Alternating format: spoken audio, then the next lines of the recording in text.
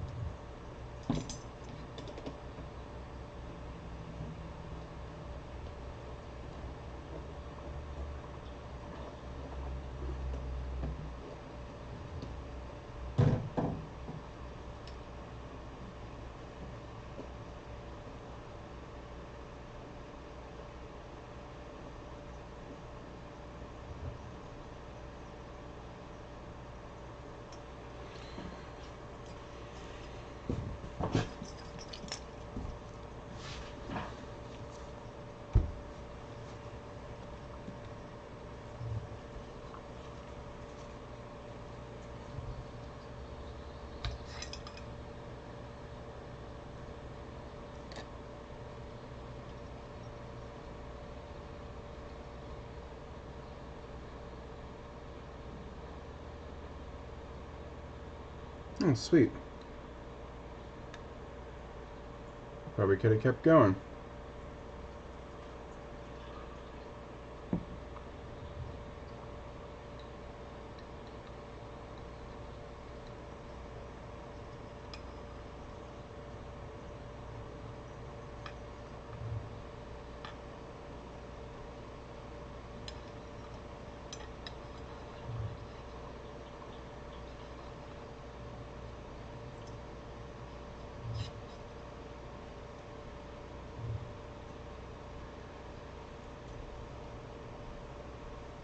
Alright, well, it looks like it's okay.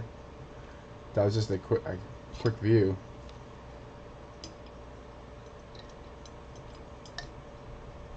Pull it out for a quick view.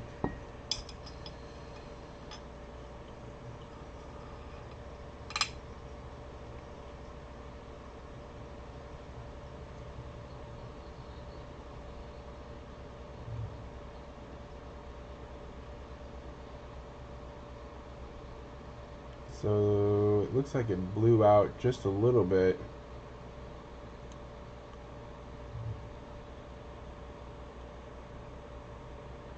But for the most part,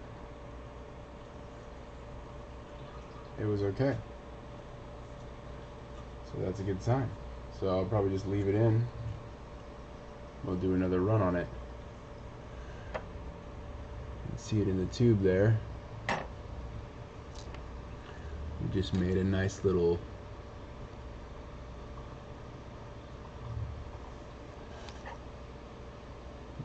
sphere. Let's go to this one. This one would be better. Yeah, this camera for some reason just doesn't pick things up very easily.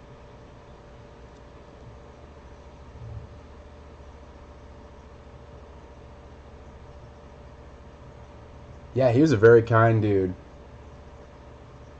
I kind of wanted like just to talk with him, but he really wanted to do this presentation. So yeah, I'm very blessed to interview. I interviewed Bob, interviewed John Hutchinson. Very blessed to have interviewed some of these guys.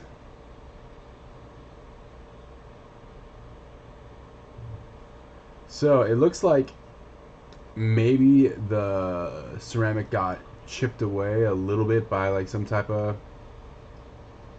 you know, cavitational effects or like some type of just high pressure. So I'll zoom in on this, maybe you can see it a little better.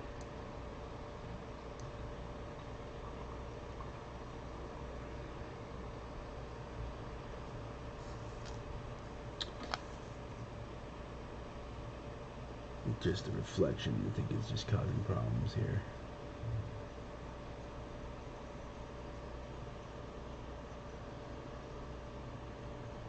Yeah, it's hard to see.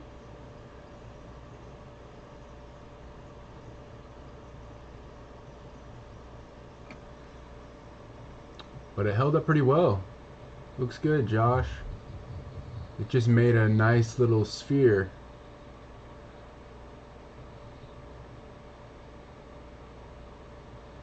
So, from what I can tell, I'm just getting too much pressure built up, maybe.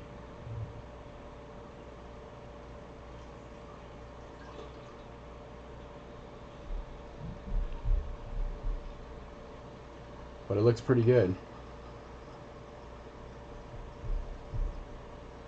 I think to hold it in place a little better, maybe I can put some PTFE on it. Swap camera views. Yeah, the other camera, they both suck, but this one seems to, this one that I bought is supposed to be like a nice 1080p. It's like a Logitech 1080p one, this one over here. But it still kind of sucks. I don't know why. Still not so good.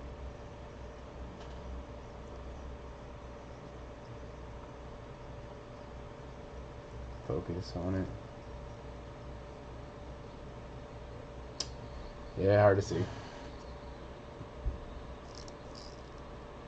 Anyways, I don't want to take this out if it still looks good, because then I gotta try to like redo it all. So instead, I'm just gonna leave it in. Say it's good. What's up? I'm on a stream, but what's up? Did you start laundry? Violet must have. It's beeping over and over and over. Yeah, the balance. I've already fixed the balance on it once. Can you fix it when you walk in? Yeah. Okay. Yep.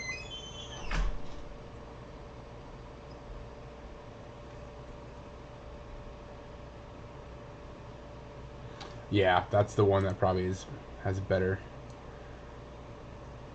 shot. I'll show it one more time here. Oh, lost it. It's what I get. All right, well, now I have to dump it out.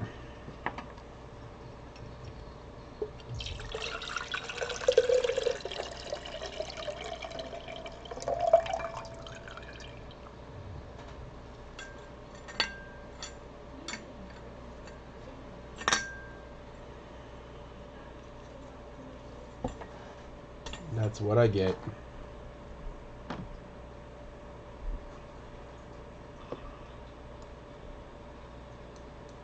But now I can show it.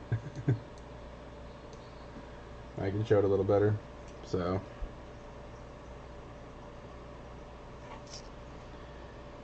made a nice little ball. If it would focus. Holy crap. It melted the quartz around it a bit. It doesn't look like it affected the ceramic except for maybe one little spot.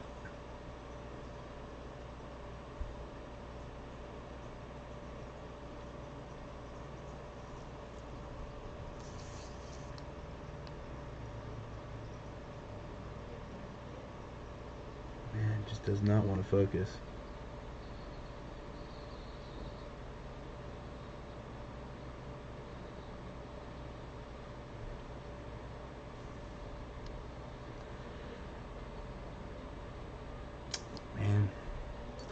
See if we can get it over here.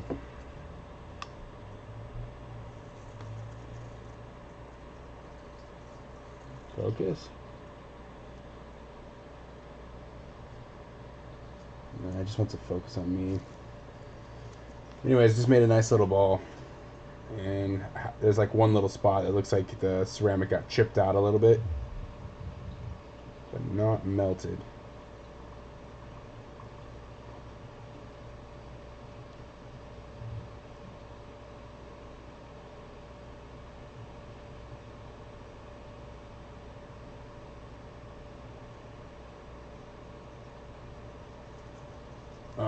Now I have to recover this quartz tube that fell in here.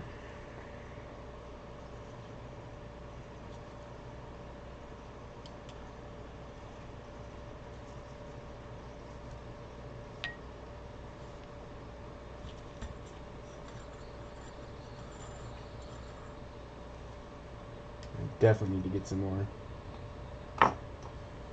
platinum.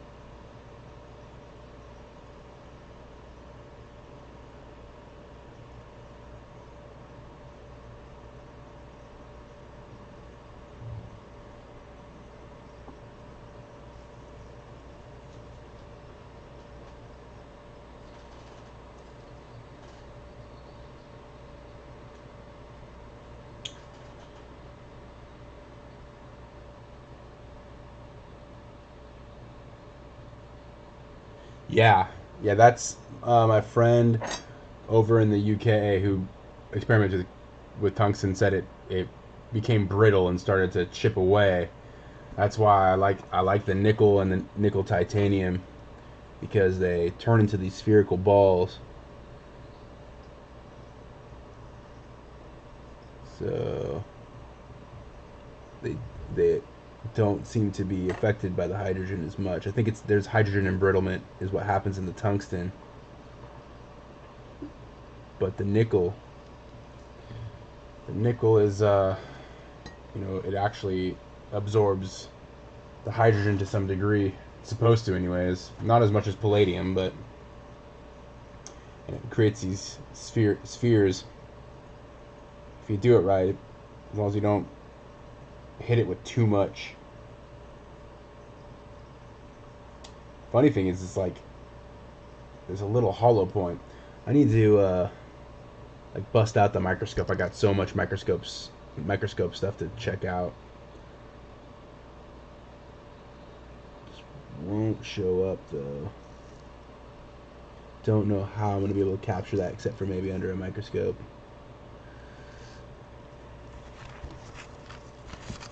Try this.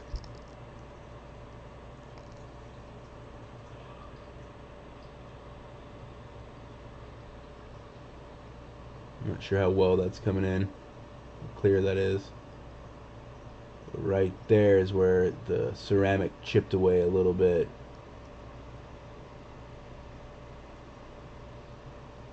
And then there's kind of a hollowness in it.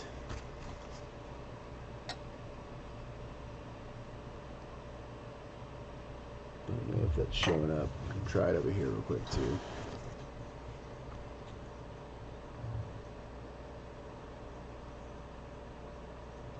Yeah, this camera seems even worse.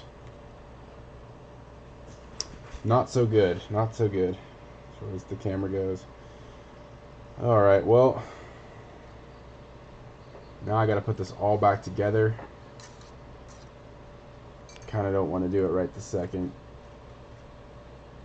I think I'm just gonna secure this stuff, call it good. But that's actually really impressive. I'm surprised.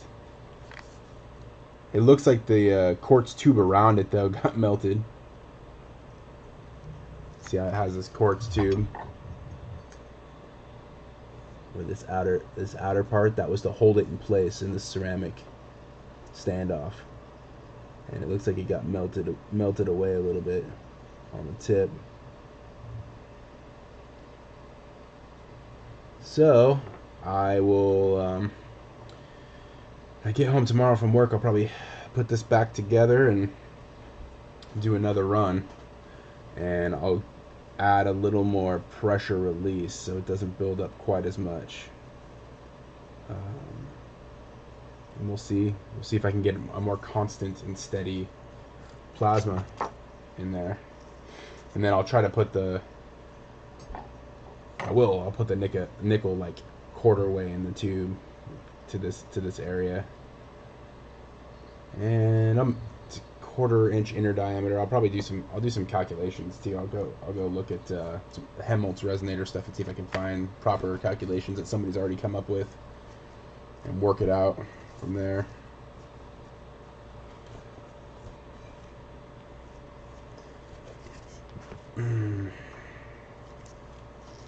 Yep.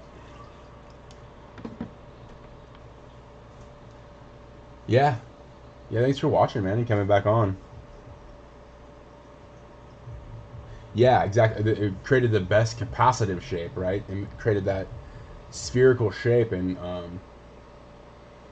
I think that's important to have that spherical shape to feed in.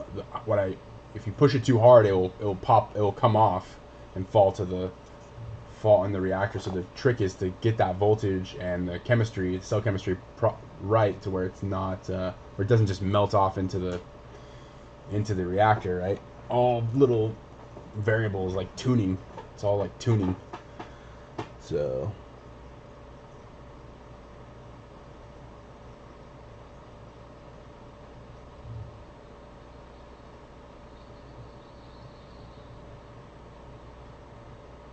Yeah, terrible.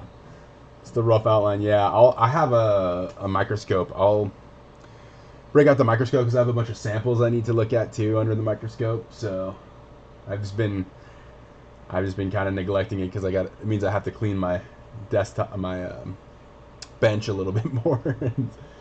Always so much to do, right? So.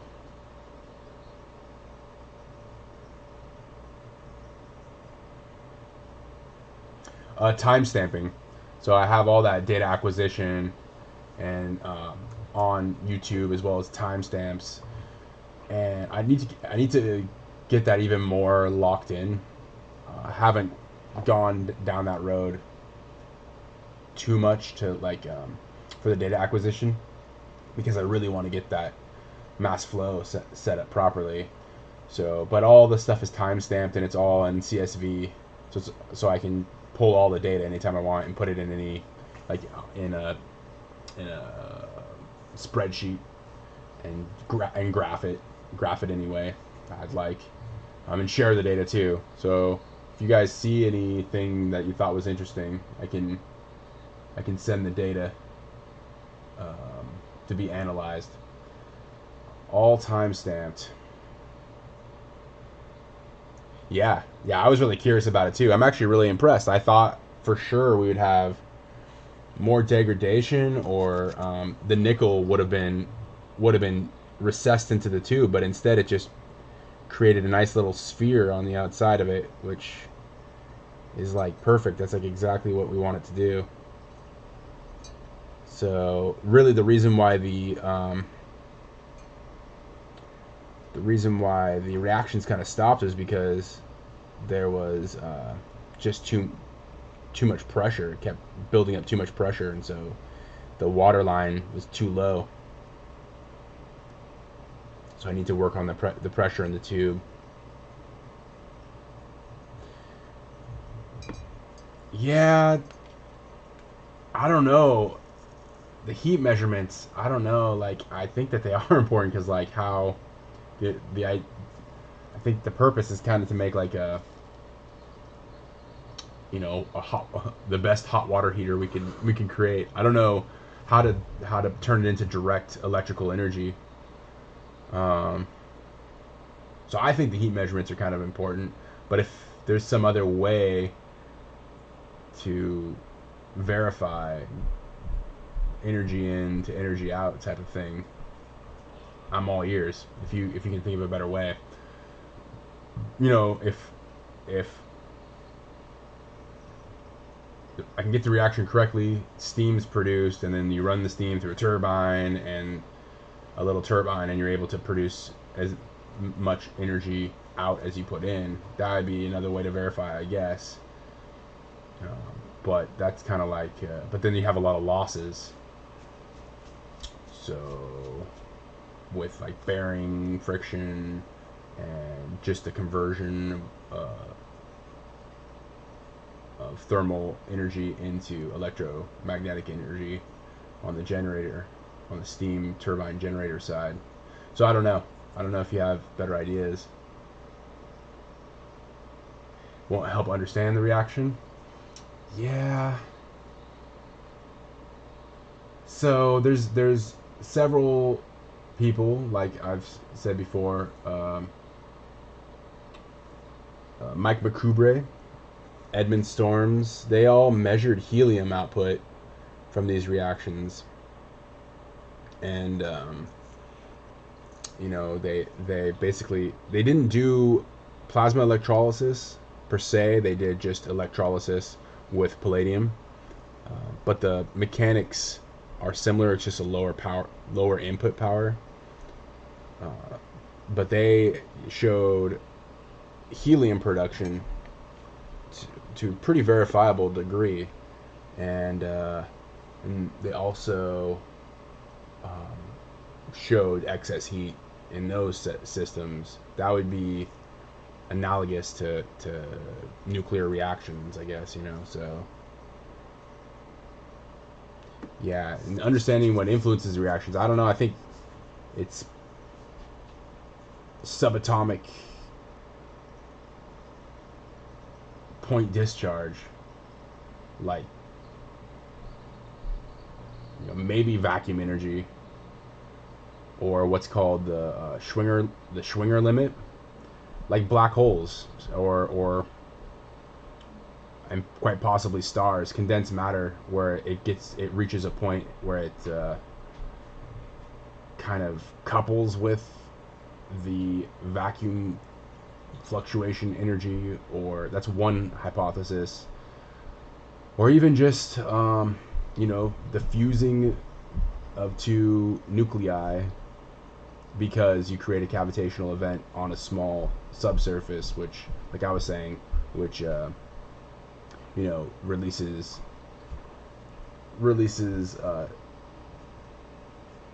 turns into a helium and then releases a neutron, but there's no real heavy neutron detection that I'm aware of. I don't have any bubble detectors or anything like that.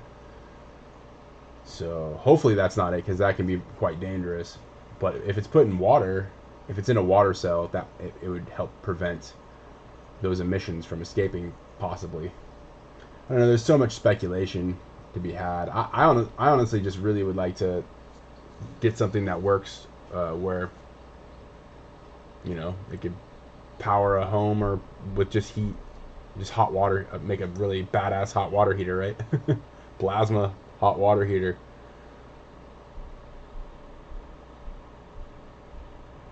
Too slow of a response. Yeah, I don't.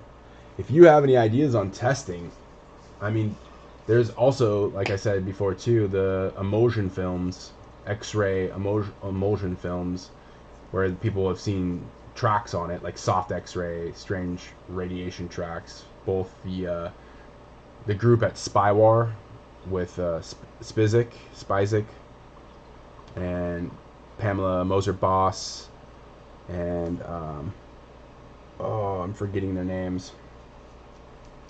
Frank Gordon, and one more gentleman whose name escapes me right now. All their experiments with the co-deposition of palladium showed in a C39 lens strange radiation tracks. So, and that's usually due to neutron emission. I believe those are neutron emission radiation tracks in CR39. I think it's CR39. I think that's what it's called. But yeah, there's lots of data on this stuff. There's lots of different experiments where there's empirical evidence. Sad part is it's just not talked about in the mainstream science too much. And there's not, recently actually it has been. There's actually a lot of funding happening right now as of February with ARPA-E, which is DARPA's energy arm, which have funded. I don't remember how much funding they put into it, but there's like 10 different schools who are all doing this research in different ways. Some are doing the traditional electrolysis experiments like this. Some are doing co-deposition experiments. Some are doing a hybrid inertial confinement version of this. So they're loading like a deuterated boron or deuterated beryllium spheres and shooting it with lasers. Like they're trying different things. So it's becoming more and more popular, but it's still surprisingly not as popular as I would have expected. Considering the data that was out there, especially like even with Pons and Fleischmann, after they released even more data, really confirming what they saw was legitimate, and then the news of MIT kind of fudging their numbers to make it not look legitimate, which is kind of odd. All that stuff should have raised red flags. Should probably have my glasses down, but whatever. Let's pour very carefully.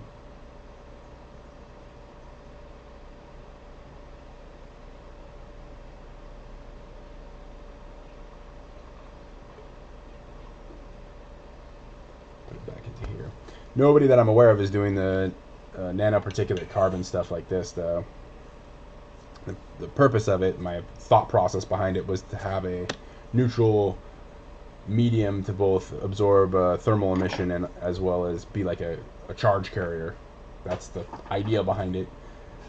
And again, that's kind of going along the lines of the Schwinger limit using carbon. There's been other researchers that have found in carbon lattices that they can create like the Schwinger limit to where it makes this incredible emission of energy that couples. Best way to describe it is like it couples with the vacuum state energy, or the quantum fluctuation vacuum energy. You know, like just it's silly. It's a little crazy, right? Some weird theories, but the theoretical math behind it supposedly adds up. I mean, I don't go too deep in that side of things.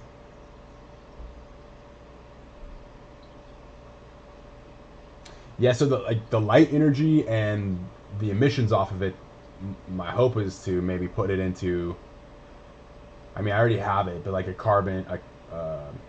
graphite crucible that I've cut out, perfectly designed, perfectly sized for like these quartz tubes, and to be able to take that thermal emission from it and thermalize it more. The black body absorber.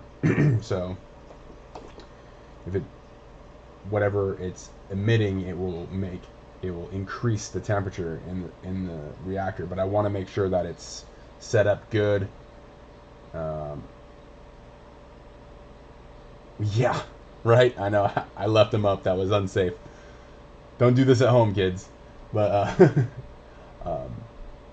yeah, I want to make sure that the oscillations happen properly, because what's going to happen when I put it in this graphite jacket is I'm not going to be able to see it anymore. So there will be no visual. That's why this is Project Proteus Vision, right? That's why I named this whole series of experiments, just to be able to get all the visual data that I possibly can, measure the light spectrum like I did, even though if I had a mass spec, it'd probably be way better. But yeah, do as much as I can with the limited resources I have, because I find it interesting and it's fun. I'm sure you can relate, Josh, right? So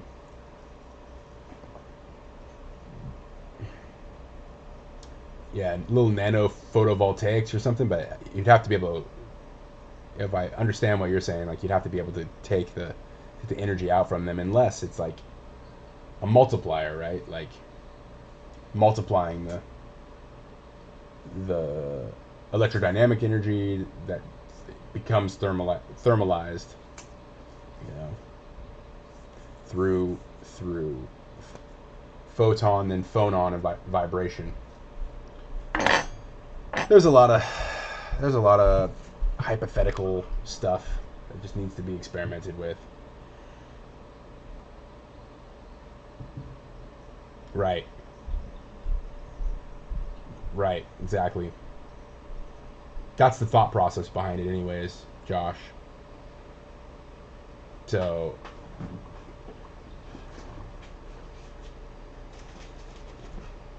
even this is what I was talking about, a crucible. So I have this. This won't fit in the flask, obviously, but it will fit in the beaker. And then this just fits nicely in there, like so, right? And then I have another one too, if I want to double it up. Then there's also the thought of like a beryllium, which is going to be way more expensive, but a beryllium outer jacket. Shine it up really good, see if you can reflect it back at it. That experiment, I'd really want to run some numbers on though, and get to second and third opinions, because that could be very dangerous. Like if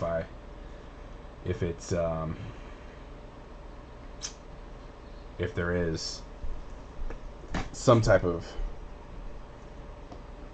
fissile materials that are radiating. I don't think there is. It's supposed to be cavitational. It's supposed to be fusion, right? It's supposed to be inward, but you never know, and I'd want to just make sure.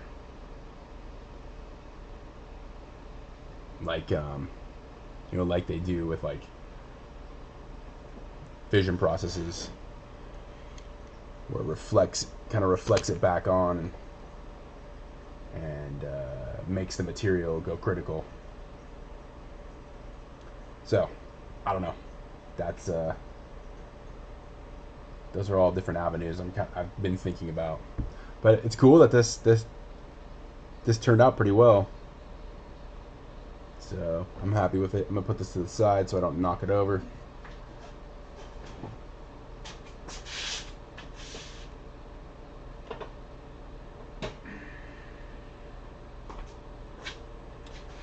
But yeah, that was not a bad run. The actual reactions weren't the greatest. Like I've had much better reactions in the past, but I'll take it. So, all right. Well, thanks for watching, guys. I'll rebuild and try again, and see if I can get another more solid oscillating reactor.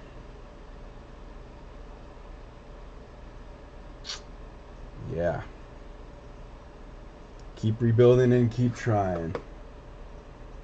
And once again, like if Bitcoin keeps doing what it's doing right now, I might have to sell a little bit. And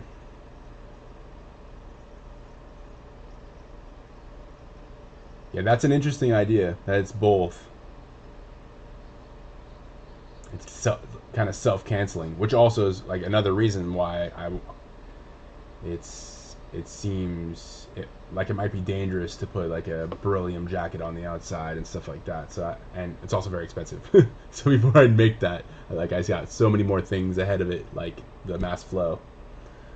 But yeah, if you come up with any more ideas, hit me up. You guys can always private message me on Twitter or whatever, or join the Discord. I think Josh, you're already in there. And hit me up anytime if you want to talk about any of this. You have any good ideas, or you have any ideas that you want me to experiment with, like from research or whatever, and the reasons why. Feel free to hit me up. So thanks for watching, guys. Peace out.